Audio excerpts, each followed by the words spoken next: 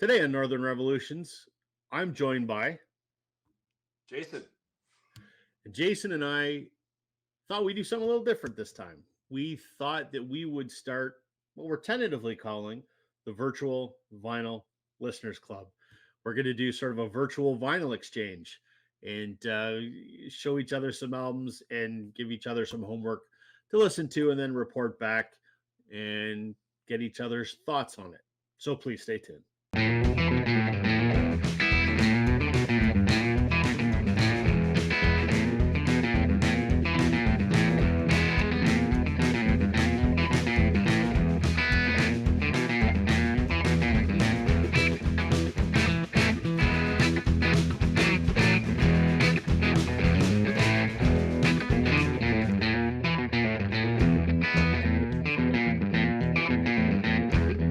Welcome, everybody, and welcome, Jason. Thanks for joining me.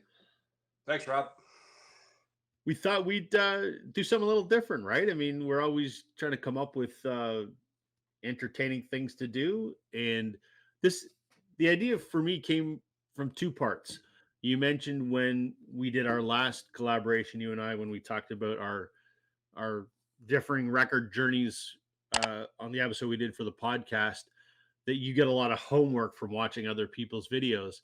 And I see, like, for example, Glen and Larry do a weekly CD exchange. They live in the same town, so they go over to each other's houses and swap CDs. Well, I guess Glen and Marcia P are going to do something similar, except they're going to do virtual. And I thought, all right, I think there's something to this.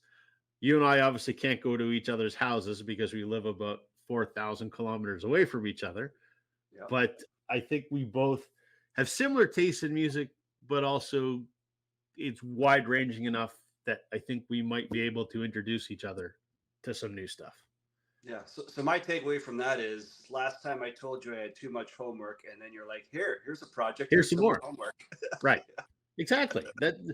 This is more important, though. This is like, this is good. This is important homework. So we may come up with a different name for this segment, but the idea behind our virtual vinyl listeners club is Jason and I are going to give each other some homework.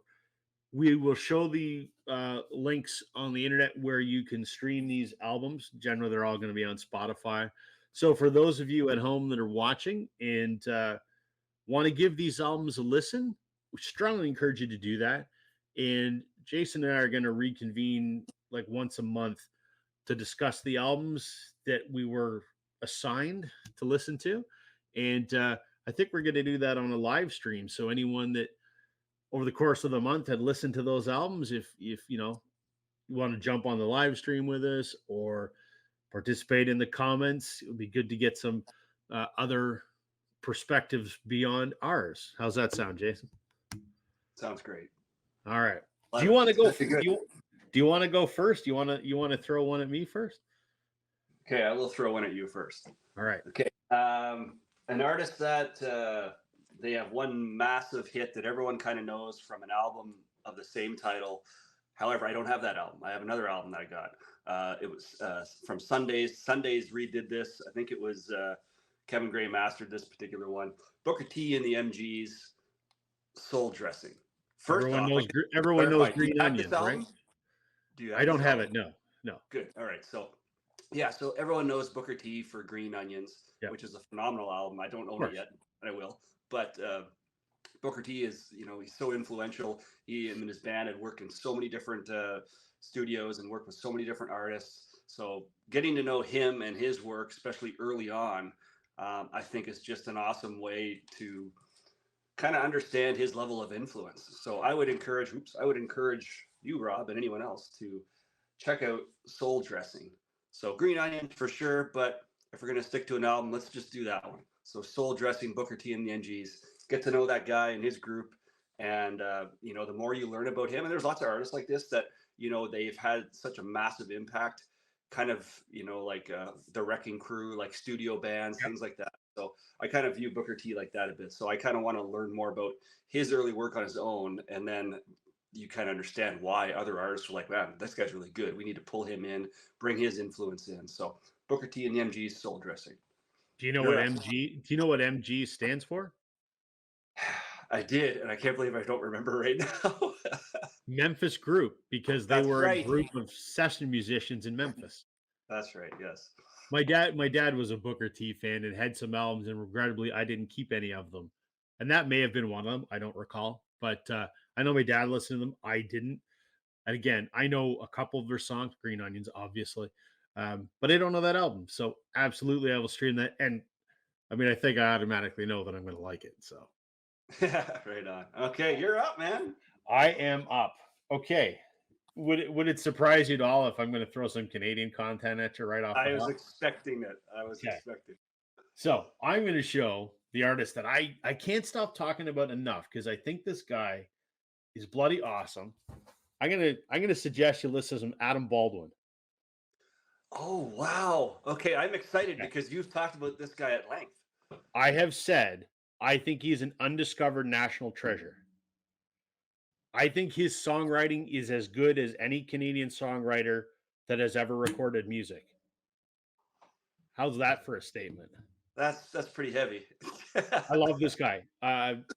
Fantastic. He's a guitar player for Matt Mays. He struck out on his own. He has two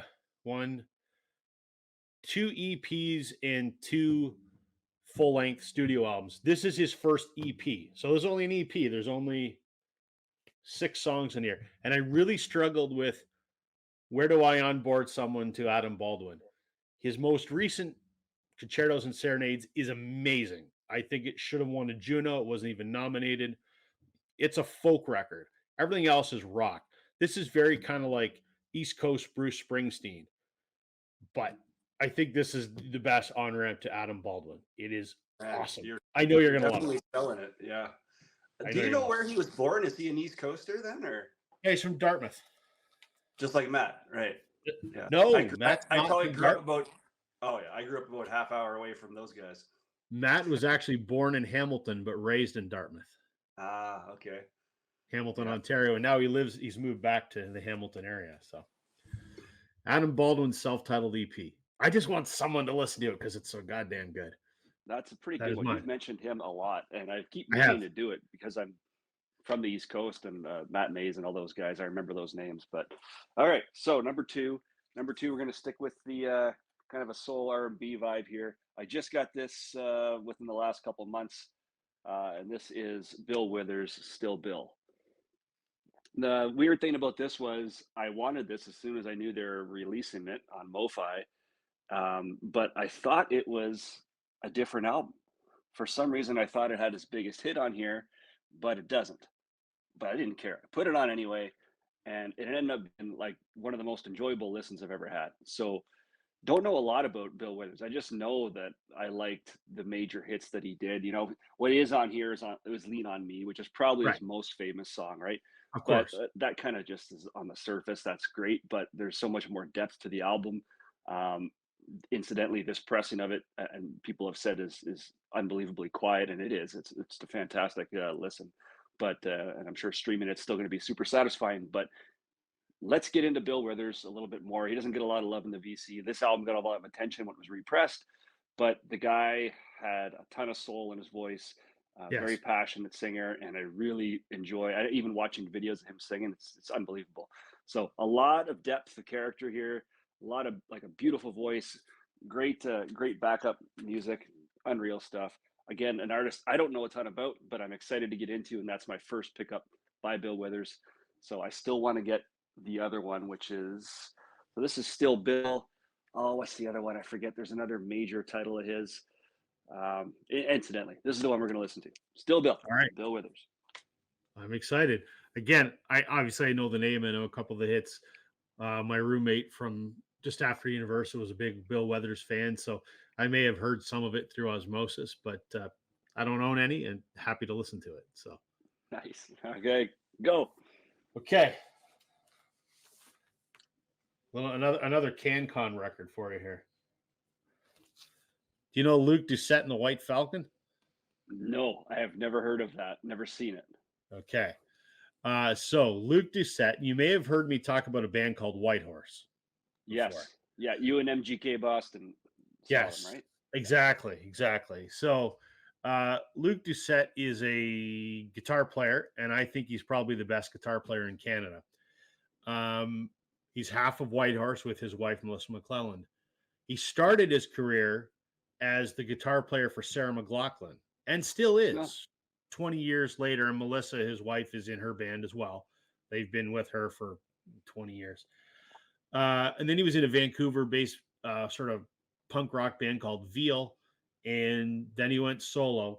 And this was his second last studio album called Luc Doucette and the White Falcon, named such because he plays a Gretsch White Falcon. That's his signature guitar. He's a very, very distinct guitar sound that you instantly know is him. And he's phenomenal. And this is a great record that came out in 2008. So it's been out for a while. Recorded on 6 Shooter Records in Toronto. I think he was their first artist. And this is just a great straight up rock record. It's fantastic. There's some amazing songs on here. It's called Blood's Too Rich is the name of the album. The title track is awesome.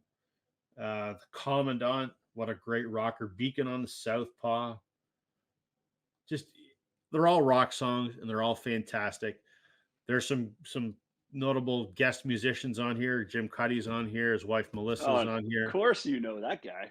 Yeah, but you wouldn't know. He just sings background vocals on a few songs. But just a good, I would call it a guitar rock record. I think you'll dig it. Yeah, you're selling it really well. Okay, third and final one here. I'm going to stick with the kind of soul R&B thing. I did 2 artists from way back when, and this is a more modern day one. In fact, they call the genre neo soul. I'm not sure. Maybe it was Glen. Someone mentioned this album or mentioned this artist.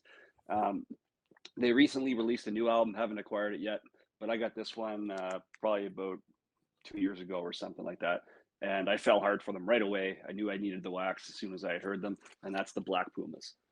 Of course. So neo soul, great stuff. They released this. It came out to like massive, like critical acclaim, and everyone loved it. And then they just kind of just stopped doing stuff, and no one knew if they were going to do something again together.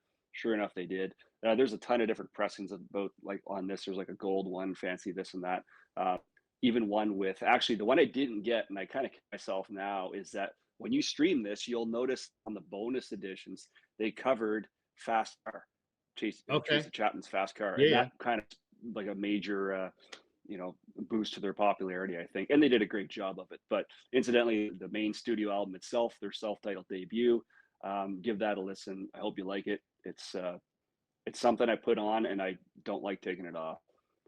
This is one of those few albums. You get an album, you're so excited about it, you actually listen to it twice in a row. You just like flip it back and forth, back and forth. Yeah. So when I first did that today, I did that right away. Oh, no way.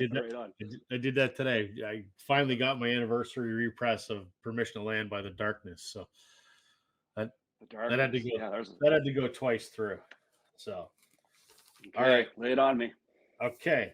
This is an album that when it was recommended to me by someone at a local record store, had not heard of them.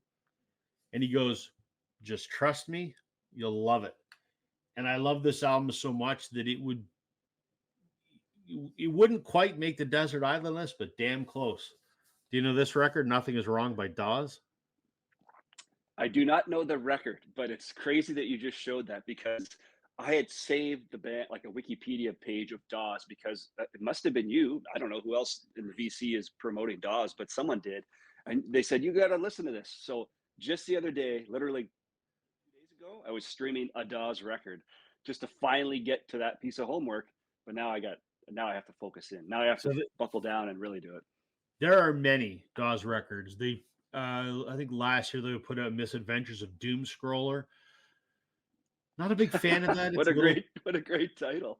Yeah, I have it. It's, a little too moody for my liking, but I've got most of the records. This came out in 2011, and they did an anniversary repress that is like a cream colored jacket, cream colored vinyl.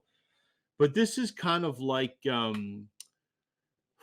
it's sort of Laurel Canyon rock, if that makes sense. Ooh, I like the sound of that. Yeah. Yeah. So it's laid back Laurel Canyon rock. There are some songs on here that I just cannot listen to enough. Like How Far We've Come. Million Dollar Bill is just this great. You just have to listen to the lyrics of this song. So it's two brothers. Taylor Goldsmith is the lead singer, and his brother is the drummer. Taylor is actually married to Mandy Moore, the actress and the singer. And on her last two albums, Dawes is actually her backing band, and Dawes is the band she tours with. But they did their own thing long before he married Mandy Moore. And I think this is their best record. A lot of people think it's Doom Scroller, which I think is a bit of a snooze, but nothing is wrong. Like I said, it's kind of like a laid back Laurel Canyon rock record. And I can't listen to it enough. It's so good. So we have our homework. So what I'll do is I will put links to where you can find all of these records for those that want to listen along. And Jason and I will reconvene. It's 24th of October today. So we'll reconvene in about a month. We'll schedule a live stream.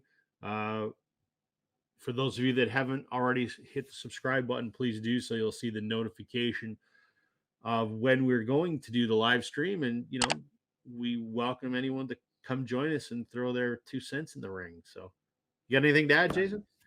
No, this is great, Rob. Great idea. I'm super excited to try these out for sure. You Me sell too. them well.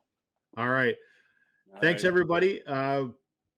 Check out these albums. Check out Jason Arsenault on YouTube, and also watch our live stream we do Wednesday nights with Glen and Sam on Glen's channel, Glen Kellaway from the Basement. Thanks, everybody, for watching. Catch you on the flip side.